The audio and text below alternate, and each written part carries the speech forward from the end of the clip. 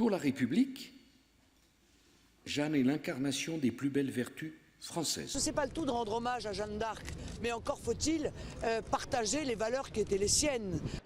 À droite, la bataille fait rage pour le symbole de Jeanne d'Arc.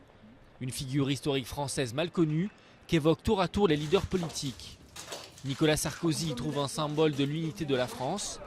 Côté Front National, on loue la fibre nationaliste de la pucelle d'Orléans. Dans cette ville libérée par Jeanne d'Arc en 1429, beaucoup s'agacent de ses exploitations politiques. Jeanne appartient à tout le monde. Chez nous, depuis que je suis petit, on a vu des personnalités de tous les bords politiques, ou presque, venir à Orléans célébrer Jeanne d'Arc. Personne n'a le droit de chercher à se l'approprier. Alors ceci étant, vous savez, sur cette appropriation, c'est pas nouveau, hein. Ça va être des décennies, voire quelques siècles que ça dure. Pour l'historien spécialiste de Jeanne d'Arc, Olivier Bouzy, rien de très étonnant en période troublée quand tel symbole soit utilisé.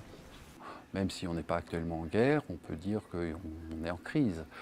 Donc la réappropriation éventuellement du symbole qui a été laissé de côté tant que la France était en paix, cette réappropriation, cette réactivation du symbole peut montrer que les Français sont déboussolés par exemple et cherchent à se reformer une identité commune. Royaliste, révolutionnaire, nationaliste, Jeanne d'Arc a en tout cas servi de nombreux courants politiques dans l'histoire. Le Parti communiste l'a célébrée même comme icône républicaine jusque dans les années 60.